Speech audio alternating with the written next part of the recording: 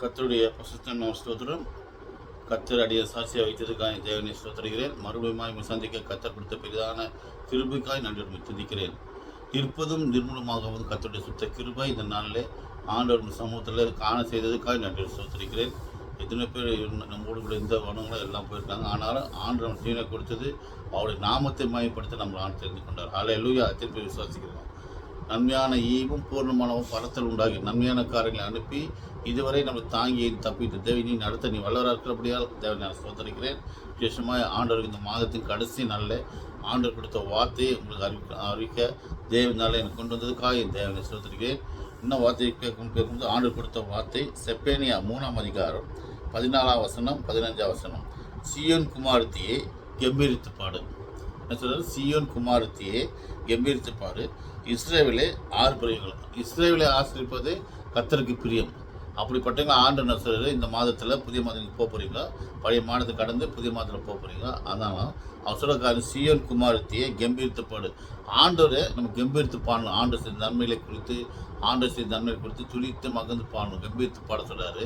ரெண்டாவது சொல்கிறாரு, இஸ்ரேவிலே ஆர்ப்பரியுங்கள். இஸ்ரேல் குமாரத்தை நீ முழு இதயத்தோடு மகந்து களி கூறு. முழு இதயத்தோடு ஆண்டு நம்ம செய்த நன்மைகள் இந்த மாதம் முழுவதுமாக ஆண்டு செய்த நன்மைகள் குறித்து முழு இதயத்தோடு அவர் களி கூறணுன்றார். நான் அர்த்தவசனம் சொல்கிறாரு, கர்த்தர் ஆக்கினைக்கு அகற்றி, ஆக்கினை போராட்டங்கள் பிரச்சனைகள் போராட்டங்கள் எல்லாம் இருக்கும். ஆக்கினைக்கு அகற்றி ஒரு சத்துருக்களை விலக்கி. சத்துரு யாருன்னா அயல் பக்கத்து வீட்டில் அயல் நண்பர்கள். எது சொன்ன போனால் யார் சுத்தணும் வீட்டாருன்றாங்க. வீட்டின் மூலிமா, பிள்ளைகள் மூலிமா, மனை மூலிமா, கணவன் மூலிமா, குற்றால சொந்த பந்தம் மூலிமா அவரும் வர்றான். சத்துருக்களை அகற்றி விலக்கினா இஸ்ரேல் ராஜாவை கர்த்தர், இஸ்ரேலின் ராஜாவை கர்த்தர் உன் நடுவில் இருக்கிறார், இனி நீ தீங்கி காண்பதில்லை. கர்த்தர் நம்முடைய வாழ்க்கையில் நடுவில் இருந்தார்னா எந்த தீங்கும் அணுகுவதில்லை. ஆலையிலோ எத்தனை பேர் விசுவாசிக்கிறோம். நான் என்னுடைய வாழ்க்கையில் ஆண்டவனை விசுவாசித்ததுனால எந்த தீங்கு வந்தாலும் கர்த்தர் பெரிதான காரியம் செய்வோம், பெரிதான காரியம் வந்ததில்லை. ஹல்லேலூயா. என்ன சொல்ற? கர்த்தர் உன் நடுவில் இருக்கிறார், இனி தீங்கி காண்பதில்லை. ஆண்டவர் யாருடைய வாழ்க்கையில் கர்த்தர் நடுவில் இருக்கிறாரோ அவங்களுக்கு தீங்கு வருவதில்லை என்று உத்திரியா உத்தமாக சொல்கிறார் ஆண்டு. ஹல்லேலூயா. நான் விசுவாசிக்கிறேன். ஏன்னா ஆண்டவர் நம்ம வாழ்க்கையில் இருந்தார்னா, ஆண்டு நம்ம வாழ்க்கையில் நடுவில் இருந்தார்னா எந்த தீங்கு நம்ம அணுகாது. ஹல்லேலூயா. திக்காட்டுகளை ஒரு நாள் கைவிடப்படாத தேவன், நான் விட்டு விலகுதலை கைவிட சொன்ன தேவன், தீங்கு வராதபடி நம்ம காத்துக்கொள்ளார். ஹல்லேலூயா. ஸோ கர்த்தர் நம்முடைய வாழ்க்கையில் இருந்தார்னா 4 விதமான ஆசீர்வாதம் நமக்கு கிடையாது. ஒன்று, எப்படி நாம் பண்ணுறாங்க வாழ்க்கையில் நம்ம நடுவில் இருந்தான்னா, ஒன்று வருத்தங்களை மாற்றி போகிறாராம். கர்த்தர் நம்ம நடுவில் இருந்தான்னா என்னெல்லாம் மாற்றி போகிறான்னு பார்த்தீங்கன்னா 4 விதமான காரியங்களை மாற்றி போகிறார். ஒன்று, வருத்தங்களை மாற்றி போகிறார். வருத்தம் வருத்தங்களை மாற்றி போகிறாரா. ரெண்டாவது, வாழ்க்கையை மாற்றி போகிறார். மூணாவது, வாயின் வார்த்தைகளை மாற்றி போடுறார். நான்காவது, வழிகளை நடத்துவார். ஹல்லேலூயா. இந்த 4 காரியங்கள் கொடுத்து ஆண்டு நம்ம நாளில் பேச வாங்கிக்கிறேன். ஆண்டு கொடுத்த வார்த்தை என்னுடைய சுயபத்தினால் பேசுகிற வார்த்தையில் ஆண்டு சமூகத்தை உட்காந்து ஜெபித்து ஆண்டு இந்த வார்த்தையை கொடுக்க சொன்னது நிமித்தமாய் இந்த வார்த்தைகளை மறுபடியும் ஒரு வார்த்தை படிக்கிறேன். செப்பனியா 3ஆம் அதிகாரம் 14, 15. தனிமையாக இருக்கும்போது அல்லது குடும்பத்தோடு இருக்கும்போது வார்த்தை படிக்கும்போது ஆண்டு உங்களோடு பேசுவாராக. மறுபடியும் செப்பனியா 3ஆம் அதிகாரம் 14, 15. சீயோன் குமாரத்தியை கம்பீரித்து பாடு. அர்த்தம், துக்கம் இருந்தவங்க, போராட்டம் இருந்தவங்க, பிரச்சனை இருந்தவங்க, வியாதியில் இருந்தவங்க, எங்களுக்கு ஆண்டு சொல்கிற காரியம். சீயோன் குமாரத்தியை கம்பீரித்து பாடு. இஸ்ரேல் ஆர்ப்பரியுங்கள். எருசலேமின் குமாரத்தியை நீ முழு இதயத்தோடு களி கூறுவாயாக. ஹல்லேலூயா. மகிழ்ந்து களி கூறு. எருசலேமின் குமாரத்தியை நீ முழு இதயத்தோடு மகிழ்ந்து களி கூறு. இதெல்லாம் சொல்லிட்டான் சொல்ற. 15ஆம் வசனம். கர்த்தர் உன்னை ஆக்கினைக்கு விலக்கி. உனக்கு எப்படிப்பட்ட போராட்டம் எல்லாவற்றையும் விளக்கிறாராம். தண்ணீர் கடக்கு நான் இருப்பேன், 6 உண்மை பாதிலே அக்கினி மேல் பற்றாதுன்னு சொன்ன தேவன் சொல்லி என்ன சொல்றாரு? கர்த்தர் ஆக்கினைக்கு அகற்றி உன் சத்துருக்களை விளக்குறாராம். ஆக்கினைக்கு அகற்றாரு, சத்துருக்களை விளக்கிறார். ஸோ இந்த புதிய மாதத்தை கடந்து போகும்போது ஆண்டவர் 2 காரியங்கள் செய்யணும். வாழ்க்கையில் நடுவில் இருக்கும்போது ஆண்டவர் நடுவில் இருக்கும்போது 2 காரியங்கள் செய்யும். இனி தீங்கி காணுகிற அதை நம்ம விசுவாசிக்கணும். ஆண்டவரே சொன்னிருப்பா ஒரு வார்த்தை அந்த மாதத்தில் ஆண்டு கொடுக்குறான்னா அந்த வார்த்தையை அனுதினம் அறிக்கையிட்டு செபிக்கும் போது தான் ஆண்டவர் வாழ்க்கையில் பெரிதான காரியம் சொல்லுறாரு. ஹல்லேலூயா. என்ன சொல்லிக்கிறா பாருங்க. இனி தீங்கி காண்பதில்லை. இனி தீங்கி காண்பது. தீங்கி காண்பதுன்னா 2 காரியம் ஆகட்டார். ஒன்று, ஆக்கினி அகற்றுறாராம். ரெண்டாவது சத்துருக்களை விளக்குறாராம். இந்த மாதத்தில் புதிய மதம் கடந்து போகும்போது நம்ம ஆண்டவரே நீ சொன்ன இந்த வார்த்தை நிமித்தமாக இந்த செய்யும் மாதம் முழுவதும் வழி நடத்தும். என்ன வழி நடத்தும்? ஆக்கினிக்கு அகற்றும் ஆண்டவரே, சத்துருக்களை விலை காத்துள்ளும் அப்படி சொல்லிட்டு என்ன சொல்றாரு? இஸ்ரவேல் ராஜாவை கர்த்தர் நடுவில், நீ எங்களுடைய வாழ்க்கையில நீ நடுவில் இருக்கிற அந்த மாதம் முழுவதுமாய் நீ நடுவராக இருந்து எங்களை போஷித்து வழிநடத்தி பராமரித்து பாதுகாக்கும் போதுதான் இனி நீ தீங்கு காண்பதில்லை. ஹல்லேலூயா. கர்த்தர் நம்ம வாழ்க்கையில இப்படிப்பட்ட வாழ்க்கையில் செய்கிறாருன்னா அவர் நம்ம வாழ்க்கையில நடுவில் இருக்கிறார். நடுவில் இருந்தானா 4 விதமாக இருக்கு. ஒன்று, வருத்தங்களை மாற்றி போடுறாராம். ரெண்டாவது என்ன சொல்றாரு? வாழ்க்கையை மாற்றி போடுறாரு. மூணாவது, வாயின் வார்த்தைகளை மாற்றி போடுறாரு. ஹல்லேலூயா. வாயின் வார்த்தைகளை மாற்றி போடுறாரு.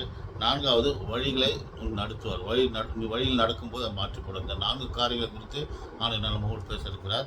எடுத்துக்கொள்ளுங்கள். வருத்தங்களை மாற்றி போடுறார். எப்படி வருத்தங்களை மாற்றி போடுறான்னு சொன்னால், மத்தேயு 11ஆம் அதிகாரம், மத்தேயு 11:28 என்ன சொல்ல பாருங்க? வருத்தப்பட்டு பாரம் சுமக்கிறவர்களே, நீங்கள் எல்லோரும் எடுத்து வாருங்கள். யாரெல்லாம் வருத்தத்தோடு இருக்கிறீங்க, துக்கத்தோடு இருக்கிறவங்க, வியாதிசோடு இருக்கிறவங்க, அப்புறம் பலவித போராட்டத்தில் பிரச்சனை இருக்கிறாங்களா, அப்படிப்பட்டவங்க ஆண்டு என்ன சொல்கிறார்? புதிய மாதத்தில் அழைக்கிறாரு.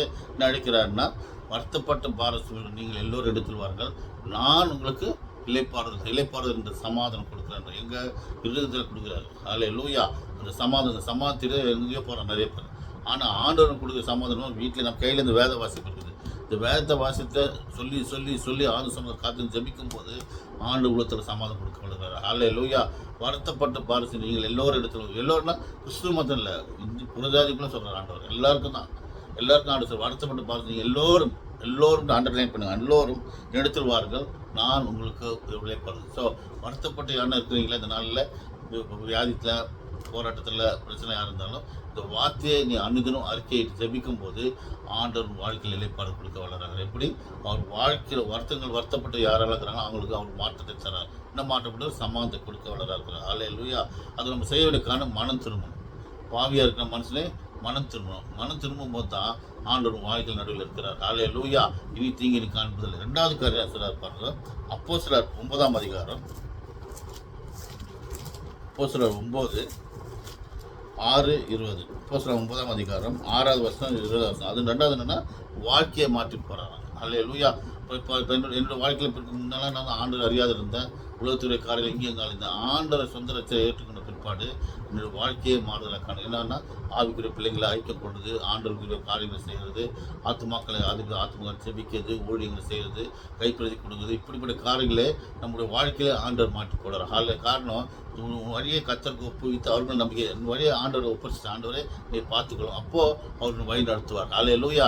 நான் விசுவாசிக்கிறேன். அந்த நாள் இந்த வார்த்தையை எல்லோரும் கேட்டுக்கொண்டிருப்பேன்னு நினைக்கிறேன். விசுவாசிகளே, அவிசுவாசி யாராக இருந்தாலும் இந்த வார்த்தையை கேட்கும்போது கர்த்தர் கண்டிப்பாக வாழ்க்கையை மாற்றம் தர. என்ன சொல்கிறார் பாருங்க? இருதயத்தை ஆண்டவருக்கு ஒப்பு கொடுக்கணும். இந்த இடத்துல நம்ம வாழ்க்கை மாறணும்னா ஒன்று இருதயத்தை முழுமையாக ஆண்டவர் பண்ணிக்கணும். ஹல்லேலூயா. யாரெல்லாம் இருதயத்தை ஆண்டவர் ஒப்படைக்கிறாங்களோ இந்த இரவே இல்லை நாளைக்கு காலிலேருந்து அந்த மாதம் முழுவதுமாக ஆண்டவர் வாழ்க்கையில் பல மாற்றங்களை காண செய்வார். ஹல்லேலூயா. இங்கே பார்த்தீங்கன்னா சவுல்ன்றது கேள்விப்பட்டிருக்கீங்க எல்லாம். சவுல்ன்றது கிறிஸ்துவ விரோதமான காரியங்கள் செஞ்சான். சபைகளை அடித்து ஒடுக்கிறது, ஆலயத்துக்கு இது பண்ணுறது, இப்படிப்பட்ட கர்த்தருக்கு விரோதமான என்னென்ன இருக்குதோ அதெல்லாம் அப்படிப்பட்டவனை தான் ஆண்டவர் தேர்ந்தெடுக்கிறார். ஹல்லேலூயா. ஆண்டு எதிர்பார்க்கறது உன் இருதயத்தை எதிர்பார்க்குறாரு. அப்படிப்பட்ட இருதயத்தை ஆண்டு எதிர்பார்க்குறாருன்னா ஆண்டவர் பிள்ளையாக மாறணும்னு எதிர்பார்க்குறாரு. ஹல்லேலூயா. ஸோ இங்கே பார்த்தீங்கன்னா பவுல் ஆண்டவர் பிள்ளையாக இல்லாமல் இருந்தான். ஆனால் ஆண்டவர் சந்தித்து பவுலை மாட்டார். மாற்ற என்ன சொல்ல பாருங்க? அவன் நடுங்கி திகைத்து ஆண்டவர் அழைக்கிறார். நான் என்ன செய்ய சித்தமாக இருக்கிறீர் என்றான். அதற்கு கர்த்தர், நீ எழுந்து பட்டணத்துக்குள்ளே போய் நீ செய்ய வேண்டியதை அங்கே நான் உனக்கு செல்லப்படும் என்றார். ஹல்லேலூயா. அப்போ பாருங்க 20வது வசனம் சொல்ல பாருங்க. தாமதமின்றி கிறிஸ்து தேவனுடைய குமாரன் ஆலயங்கள் பிரசங்கித்தான். ஆண்டோடைய வார்த்தை பேச ஆண்டவர் அனுமதி கொடுத்தார். ஹல்லேலூயா. உன் வாழ்க்கையை இருதயத்தை ஆண்டவருக்கு முழுமையாக கொடுக்கும்போது உன் வாழ்க்கையை ஆண்டவர் மாற்றிக்கூடார். ஆத்மாக்களை ஆதாயப்படுத்த கொடுப்பார். அவர் ரத்தத்தினால் கழுவப்பட்ட நீ ஜபிக்க வல்லமை கொடுப்பார். ஆண்டவருக்கு முழுமையாக தீர்மானம் கொடுப்பார். குடும்பத்தில், பிள்ளைகள் மத்தியில், உறவு மத்தியில் சமாதானத்தை கொடுப்பார். காரணம், வாழ்க்கையை ஆண்டவருக்கு கொடுக்கும்போது ஆண்டவர் வாழ்க்கையை மாற்ற அமைக்க வளர்க்கிறார். மூணாவது காரியம் பார்த்தீங்கன்னா, வாயின் வார்த்தை மாற்றம் தருவார். ஹல்லேலூயா. இங்கே பார்த்தீங்கன்னா அப்போஸ்தலர் 2ஆம் அதிகாரம், அப்போஸ்தலர் 2 7ஆம் வசனம் 8வது வசனம், அப்புறம் வந்து 7ஆம் நூற்றாண்டு எல்லோரும் பிரமித்து ஆச்சரியப்பட்டு ஒருவர் பார்த்து இதோ பேசியவர்கள் அல்லவா கலிலேயா பார்த்தீங்கன்னா பெந்தகோஸ்து நாள்லே பரிசுத்தாவின் அபிஷேகம் இப்போ பெந்தகோஸ்து நாள் என்ன சொல்கிறாங்க, அவர்களெல்லாம் ஒரு இடத்துக்கு கூடி அவங்க பாஷையில் பேசும். அது யாருக்கும் ஒன்றும் புரியல.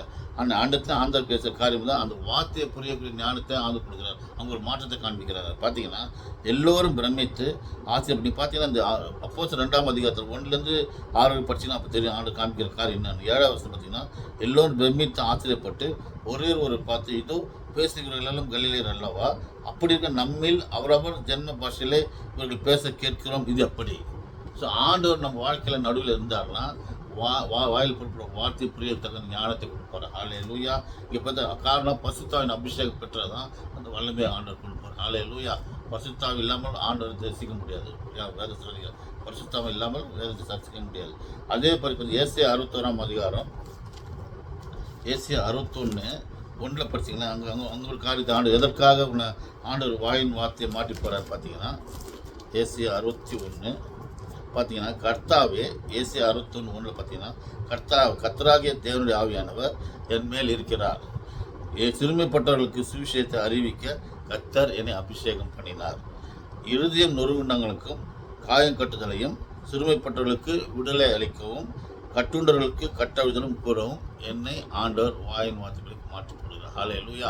வாயில் போடுற வார்த்தை எப்படிப்பட்ட வார்த்தையை மாற்றி போடுறாருன்னா பாருங்க, முதல் தான் சொல்கிறாரு, சுவிசேஷத்தை அறிவிக்கிறதுக்கு ஆண்டவர் நம்மளை என்னை தெரிந்து கொண்டார். என் வாயில் போடுற ஒவ்வொரு வார்த்தையும் என்ன சொல்கிறார், வாயில் போடுற ஒவ்வொரு வார்த்தையும் இருதய நொறுங்குண்டங்கள், இருதயத்தில் சமாதம் இல்லாமல் சந்தோஷம் இல்லாமல் மகிழ்ச்சி இல்லாமல் இருக்கிறவங்க, இருதயங்கள் நொறுங்குண்டவங்களையும் சிறைப்பட்டவர்கள், எப்போதும் குடும்பத்தில் பிரச்சனை போராட்டத்திலே இருக்கிறவங்களை சிறைப்பட்டவங்களையும் கட்டுண்டவர்களையும் வியாதியில் கட்டுண்டவர்களையும் அவிழ்க்க ஆண்டவர் உன் வாயின் வார்த்தை மூலியமாக ஒரு பெரிய மாற்றத்தை கொடுக்குறார். ஹல்லேலூயா. ஸோ கிருபை, ஆண்டவர் கிருபையினால் இந்த காரியத்தை ஆண்டவர் வைக்க செய்கிறார். 4வது வழியை மாற்றி போடுறார். அப்போஸ்தலர் 8ஆம் அதிகாரம் அப்போஸ்தலர் 8ஆம் அதிகாரம் 26ஆம் வசனம் 29ஆம் வசனம். இந்த வசனத்தை படிச்சு இந்த 8ஆம் அதிகாரத்துலேருந்து 8ஆம் அதிகாரம் 25 படிச்சுன்னு வந்தால் ஆண்டவர் உங்களோடு பேசுவார். ஆனால் நான் முக்கியமான வசனம் சொல்கிறேன், 26 and 29 பேசுனீங்கன்னா படிச்சிங்கன்னா ஆண்டு சொல்கிற காரியம், பின்பு கர்த்தருடைய தூதன் பிலிப்பை நோக்கி எழுந்திரு, பின்பு கர்த்தருடைய தூதன் பிலிப்பை நோக்கி நீ எழுந்து தெற்கு முகமாய் எருசலேமுக்கு காசா பட்டணத்துக்கு போகிற வனாந்தர மார்க்கமா போ என்றார். ஸோ ஆண்டவர் நம்மளோட பேசணும், அது கீழ் பண்ணி செயல்படணும். ஜெபினா ஜெபிக்கணும், ஊழியம் செய்யணும். ஆண்டவர் அழைப்பார். அவர் அழைப்பில்லாமல் எதுவும் செய்ய முடியாது, ஆண்டவர் சுத்தலாமல் எதுவும் செய்ய முடியாது. ஸோ இப்போ பார்த்தீங்கன்னா பிலிப்புக்கு ஆண்டவர் கட்டளை இருக்கிறார். அந்த கட்டளையே அவர் கடைப்பிடிக்கிறார். அவன் வழி இப்படிப்பட்ட வழி நானே வழியும் சக்தியும் ஜீவனாக இருக்கிறேன் என்று உங்களுக்கு வேறு பிதா இல்லைன்னு சொன்ன தேவன் என்ன சொல்ற வழியை காண்பிக்கிறார். அவர் வழியை மாற்றி எப்படி மாற்றி போகிறார் பாருங்க. அந்த ஏரோதாசர் போகிற ரதத்தில் திரும்புறார். அப்போது 29 வசனம் சொல்கிறார், ஆவியான நீ போய் அந்த ரதத்தோடு சேர்ந்து கொள் என்று பிலிப்புன்னு சொன்னார். ஸோ நம்மளுக்கு 2 காரியம் சொல்கிறார், போன்றாரு சேர்ந்து கொள்ள சொல்கிறார். சொல்லும்போது தான் ஆண்டவர் வார்த்தை கிரியை செய்தார். ஹல்லேலூயா. வழியை பரிசுத்தாவியில் நடத்த பற்றினால் வாழ்க்கை வழியை நடத்துகிறார். முன்னாடி வேறு சொன்ன செம்மையான வழியை அவன் நமக்கு கொடுக்கிறார். ஹல்லேலூயா.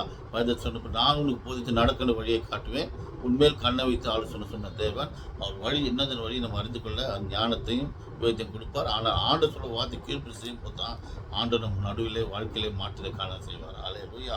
ஸோ நம்ம வாழ்க்கையில் ஆண்டு செய்யறக்கா 4 காரியம். ஆண்டு வாழ்க்கையில் நடுவில் இருந்தான்னா ஆக்கினைக்கு அகற்றி சத்துருக்களை விலக்கி என்ன பண்ணுறாரு, இருதயத்தில் சம்மானத்தை கொடுக்குறாரு. ஹல்லேலூயா. இனி நீ தீங்கே காணாது. அப்படிப்பட்ட காணம் இருந்தால் கர்த்தர் நம்ம வாழ்க்கையில் இருந்தால் 4 தான். 1 வருத்தத்தை மாற்றி போகிறார் வாழ்க்கையில். 2வது என்ன சொல்கிறாரு, உன் வாழ்க்கையை மாற்றி போகிறார். அவர் மாற்றினா வருத்தத்தை மாற்றி போகிறார், வாழ்க்கையை மாற்றி போகிறார், வாயில் கூறப்படும் வார்த்தைகளை மாற்றி போகிறார், வழியெல்லாம் காக்கும்படி வழியை மாற்றி போகிறார். இந்த 4 காரியங்களே இந்த மாதம் முழுவதுமாக ஆண்டு செய்யணும்னா செப்பனியா சொன்ன 13ஆம் வசனம் 14ஆம் வசனத்தின்படி ஆண்டவர் இந்த நாளிலே செய்ய ஆண்டு வல்லவராக தேவன் தாமே இந்த வார்த்தைகளை ஆசிரியப்பார். அன்பின் பரலோக பிதாவே, இந்த மாலை வேலைக்காக நன்றி துதிக்கிறோம். இந்த வார்த்தை நிமித்து கேட்கிற ஒவ்வொரு விசுவாசிகளுக்கும் கேட்கிற வார்த்தை உலகத்தில் கிரியை செய்ய முடியாது. இந்த வார்த்தை வந்து 30-60 பணம் கொடுக்கத்தக்க வழியை உண்டாக்கி தர முடியாது. அவர் வாழ்க்கையிலே இது கேட்ட நிமித்தமாக ஒரு மாற்றம் காண செய்ய முடியாது. குடும்பத்தில் சமானத்தையும் சந்தோஷத்தையும் சௌக்கியத்தையும் ஆரோக்கியம் வரப்பண்ணு சொன்ன தேவன் வாக்குத்தத்தம் செய்யப்படுற கிருபைக்காக சாத்திரம் வர புதிய ஆண்டிலே புதிய மாதத்திலே இந்த வார்த்தையை அறிக்கைட்டு அந்த மாதம் முழுதுமாய் சந்தோஷமும் மகிழ்ச்சியும் மக்களுக்கு கழிக்கூற தேவன் பெரிதார காரியம் செய்யப்படுற கிருபைக்காக சோத்திரம். என்னை நோக்கி கூப்பிட்டு நான் மறுத்துரைத்து நீ அறியாத எட்டாதமான காரியம் செய்வேன்னு சொன்ன தேவன் அந்த வாக்குத்தத்தின்படி இந்த புதிய மாதத்தில் அப்படிப்பட்ட ஆசிரியத்தை கொடுக்க போகிற கிருபைக்காக சோத்திரம். காத்துக்கொள்ளும் வழி நடத்தும் ஆசிர்வதியும் இயேசுவின் நாமத்தில் நல்ல பிதாவே.